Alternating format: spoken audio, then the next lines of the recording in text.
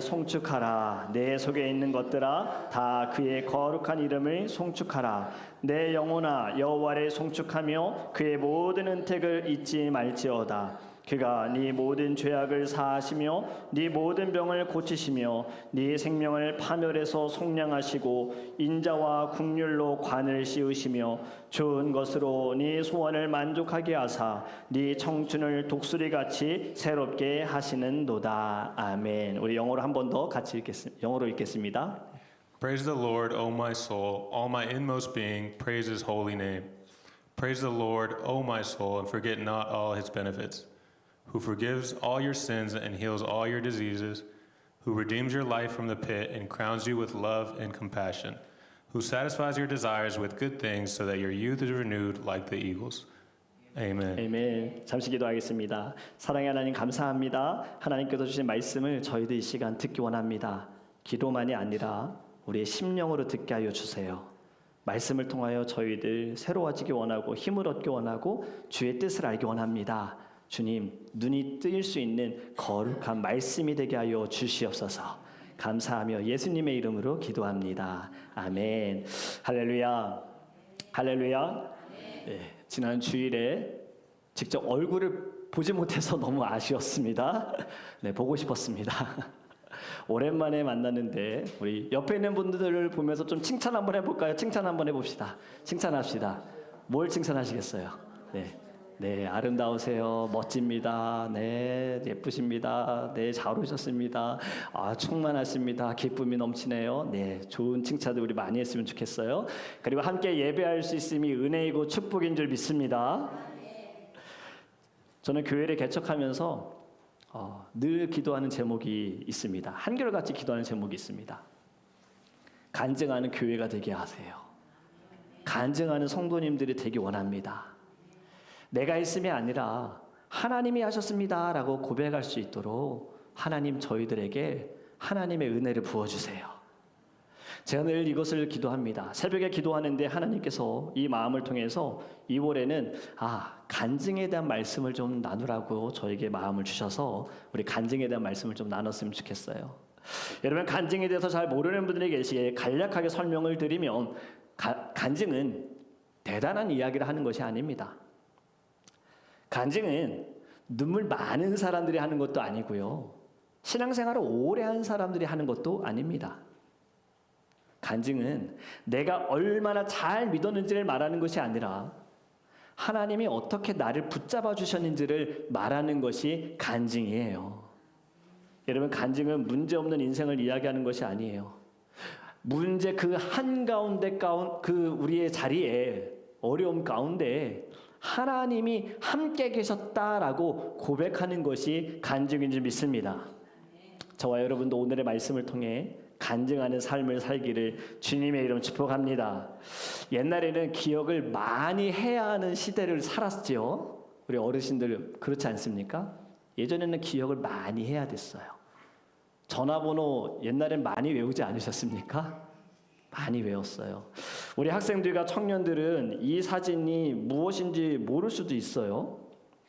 제가 좀 사진을 준비해 봤는데 혹시 보이십니까? 옛날 전화기입니다.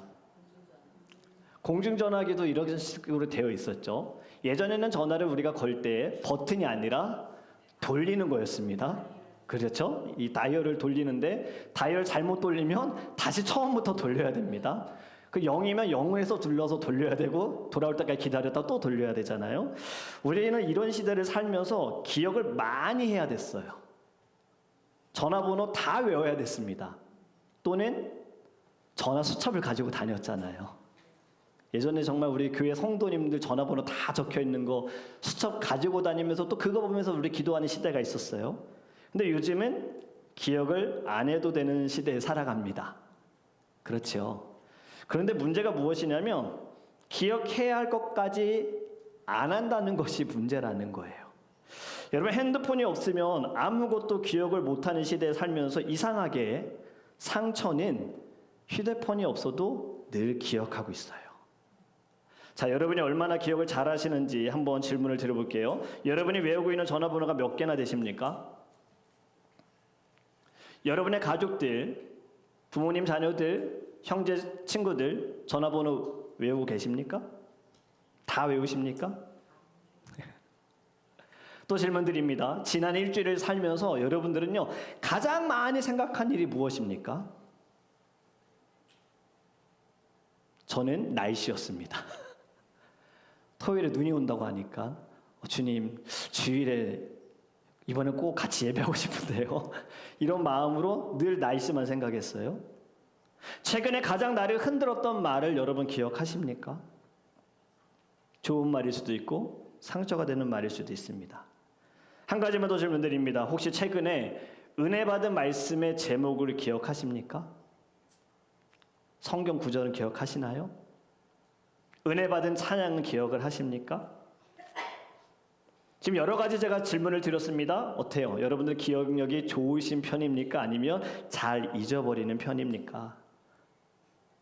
한 가지만 더 이야기를 드리고 싶어요. 혹시 우리가 예배를 드려도 은혜를 받지 못하고 삶에서도 우리 안에 기쁨을 누리지 못하는 이유가 기억을 못하는 것 때문은 아닐까요?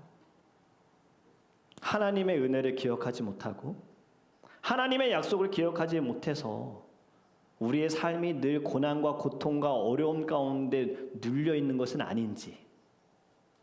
여러분, 성경은요, 우리에게 새로운 것을 요구하지 않습니다.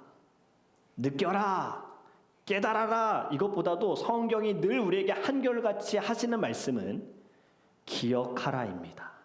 기억하라.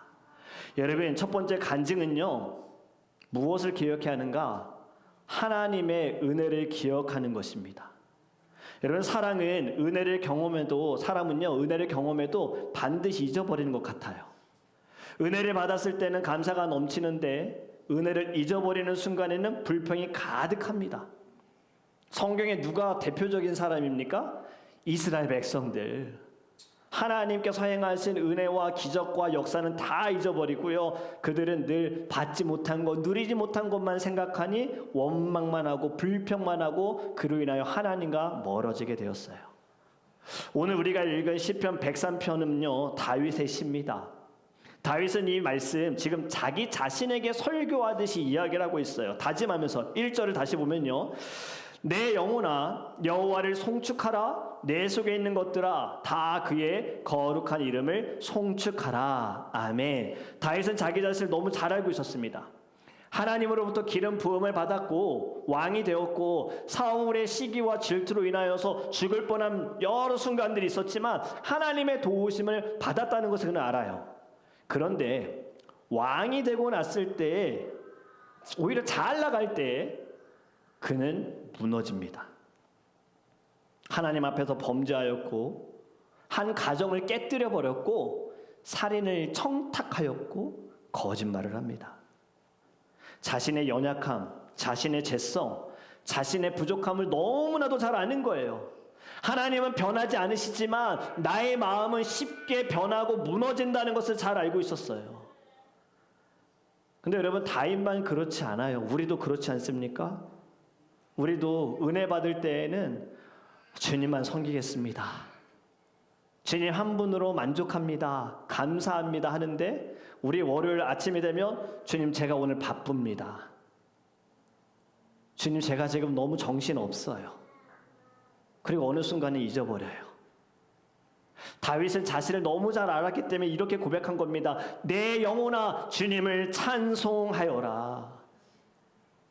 여러분, 우리의 영혼은 연약하여서 자동으로 하나님을 찬양하는 것이 아니에요. 찬양할 수 없어요. 은혜를 잊어버리면 영혼은요, 늘 항상 다른 곳에 시선을 두고 다른 곳에 마음을 둡니다. 그래서 다윗은 영혼을 깨우는 거예요. 방향을 틀어서 다시 하나님께로. 이것이 은혜에 의한 의지이고 은혜에 대한 반응이고 자기 자신에게 주는 명령이었어요. 그리고 2절에 또 이어서 이렇게 이야기합니다. 내 영혼아 여호와를 송축하며 그의 모든 은택을 잊지 말지어다. 아멘. 잊지 말라고 말하는 거 기억이 잘 될 거야 라고 말하는 것이 아니에요. 의식을 가지고 붙들지 않으면 너는 잊어버릴 수밖에 없어. 반드시 잊게 될 거야. 이러한 이야기를 갖고 있는 거예요. 여러분, 우리는 죄 때문에 잘 잊어버립니다. 고의적인 것이 아니고 계획적인 것도 아니고요. 우리의 본능이 그래요. 우린 잘 잊어버려요. 혹시 이런 이야기 들어보신 적 있는지 모르겠어요. 저는 이런 글을 본 기억이 있는데, 사람은 은혜는 잘 잊어버리고 원수는 잊지 않는다. 원수는 어느 때까지 잊지 않을까요? 원수 갚을 때까지? 아니요, 원수 갚고 나서도 절대 잊지 않아요. 죽을 때까지. 우리 자신을 보더라도요, 여러분은 어떻습니까? 여러분들은 은혜를 더 많이 기억하십니까? 원수는 금방 잊어버리십니까? 우리는 늘 다른 사람에게 내가 행한 것은 다 기억합니다. 준 것들은 다 기억합니다. 근데 받은 것은 금방 잊어버려요. 받은 사랑, 받은 은혜, 다 우리는 너무 빠르게 잊어버린다는 거예요. 받은 은혜는 그런가 보다 넘기는데, 섭섭한 건 이건 죽을 때까지 기억해야 된다라는 본능이 우리 안에 있는 거예요. 여러분, 하나님께서 선지자를 통해 하시는 말씀, 신명기의 말씀, 시편의 말씀, 성찬식을 우리가 하는 이유도, 우리가 이렇게 말씀을 듣는 이유도 전부 한 가지입니다. 기억하라. 하나님의 은혜를 기억해라. 다윗은 무엇을 기억하라고 스스로에게 말씀하고 있는가? 그것이 3절에 이렇게 말씀합니다. 우리 3절은 같이 읽어볼까요? 그가 네 모든 죄악을 사하시며 네 모든 병을 고치시며, 아멘. 죄를 용서하시고 모든 병을 고치심을 기억하여라. 그런데 여러분, 이 구절의 순서도 중요합니다. 병을 고치고 죄 사함이 아니라 죄 사함이 있고 병 고침을 받았다는 거예요. 예수님께서도 병든 자들을 고치실 때 죄에 대해서 언급하셨습니다. 네가 죄 사함을 받았노라. 네 믿음이 너를 구원하였노라. 여러분, 근본 문제는 육체가 아니에요. 뭐가 문제일까요? 죄가 문제인 거예요. 병 고침을 약속의 중심에 두게 되면요, 기도는 거래가 됩니다. 주님 저를 낫게 해주시면, 주님 저를 문제 해결해 주시면, 주님 제 앞에 있는 홍해를 갈라주시면 뭔가 조건이에요. 거래하는 거예요. 이렇게 해주시면 제가 예배할게요. 해주시면 기도할게요. 해주시면 봉사할게요. 여러분, 성경은 늘 무엇을 먼저 이야기합니까? 항상 용서를 먼저 말합니다. 용서하여라. 우리가 새벽마다 하는 주기도문, 주님께서 가르쳐주신 기도에도 이러한 내용이 있지요. 내가 다른 사람을 용서한 것 같이 나를 용서해 주세요. 내가 용서한 만큼 용서받는 거예요. 내가 다른 사람을 용서하지 않는다면 주님도 용서하지 않으시겠다. 성경은 모든 병이 다 이 땅에서 고쳐져야 한다고 말하지 않습니다. 그러나 모든 죄는요, 예수 그리스도로 말미암아 이미 용서받았다라고 우리에게 분명히 말씀하십니다.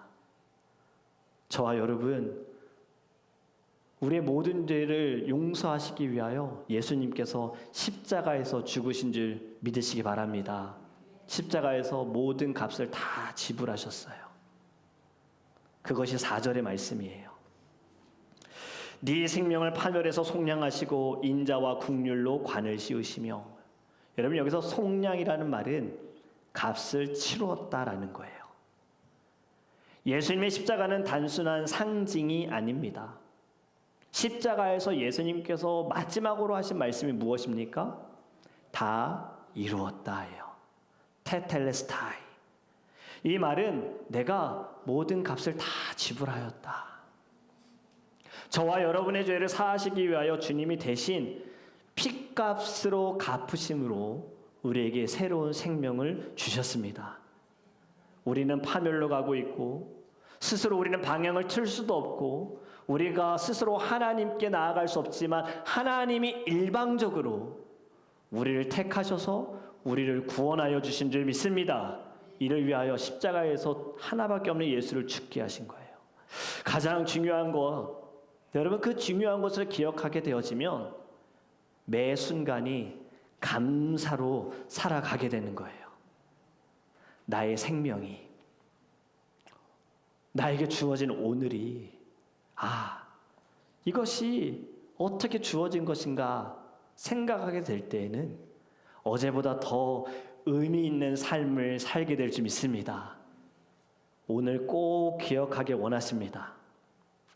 여러분이 어떻게 지금 이 자리에 앉아서 예배하는지, 온라인으로 예배하시는 분들도 어떻게 예배하고 있는지, 바로 이 기억을 이야기하는 것이 간증인 거예요. 간증은 하나님을 증명하기 위해서 억지로 막 애쓰고 설명하는 것이 아니라 내게 부어주신 은혜를 잊지 않으면서 나의 입술로 나의 삶으로 나타내는 것이 간증입니다. 그리고 이것은 결국엔 오늘 다윗의 고백처럼 자기 자신을 향한 설교가 되어지는 거예요. 내 영혼아 여호와를 송축하라. 주의 은택을 잊지 말지어다. 주의 은혜를 기억하라. 할렐루야. 하나님의 은혜를 기억하시기를 주님의 이름으로 축복합니다. 두 번째는 이거입니다. 간증은 하나님의 주권을 기억하고 해석하는 고백입니다. 우리는 보통 간증을 이렇게 생각합니다. 나의 삶에 무슨 일이 일어났었는지 말하는 거예요. 나에게 어떤 사건이 일어났는지를 이야기한다고 생각하지만 성경에서 말하는 간증은요, 사건을 설명하는 것이 아니라 사건을 해석하는 거예요. 나의 삶에 내가 당한 문제와 어려움과 고난들을요, 말씀과 주님의 사랑으로 해석하는 것이 간증입니다. 자, 보세요. 똑같은 일을 겪어도 누군가는 우연이야. 하지만 누군가는 하나님의 손길이다라고 고백합니다. 똑같은 고난을 당해도 누군가는 마땅히 받아야 돼라고 말하고 누군가는 그래도 하나님 널 사랑하셔라고 이야기합니다. 여기에서 중요한 것이 무엇이냐면 주어예요. subject. 누가 주도권을 잡고 있느냐. 여러분 신명기 말씀을 보면 이스라엘이 하나님께서 약속하신 땅에 들어가게 되었을 때 하나님께서 모세에게 주신 그 율법을 다시 다음 세대에게 전달하는 한 번 더 이야기하는 책이 바로 신명기입니다. 신명기의 이스라엘의 상황은요, 위기에 빠져 있는 상황도 아니고요, 광야에 있는 상황도 아닙니다. 그들은 지금 약속의 땅, 풍요의 자리에 머물러 있는 적과 꿀이 흐르는 땅에 살고 있어요. 모든 것이 풍요로운 환경 가운데 이때 하나님이 이런 말씀을 하세요. 신명기 6장 12절입니다. 6장 12절 같이 읽습니다. 너는 조심하여 너를 애굽 땅 종 되었던 집에서 인도하여 내신 여호와를 잊지 말고. 아멘. 조심하라. 가장 위험해질 순간이 언제냐면 바로 그때야. 잘 될 때, 괜찮을 때. 왜 위험할까요? 우리가 고난의 때에는요, 내 힘으로 해결할 수 없을 때는 우리는 이렇게 고백합니다. 하나님밖에 없습니다. 주님밖에 없습니다. 하지만 풍요로울 때는요, 이 정도면 나는 꽤 잘했어. 이렇게 해석해요. 여러분, 우리의 연약함 중에 앞에서 말씀드린 거는 과거의 일을 하나님의 은혜를 잊어버리는 연약함이 있지만 또 다른 연약함은 무엇이냐면요, 과거의 일을 잘못 해석하는 거예요. 희석해요. 하나님이 해결해 주신 것을 내 영광, 내 열심, 내 선택, 내가로 해석하는 거예요. 여러분, 그렇기 때문에 간증이 필요합니다.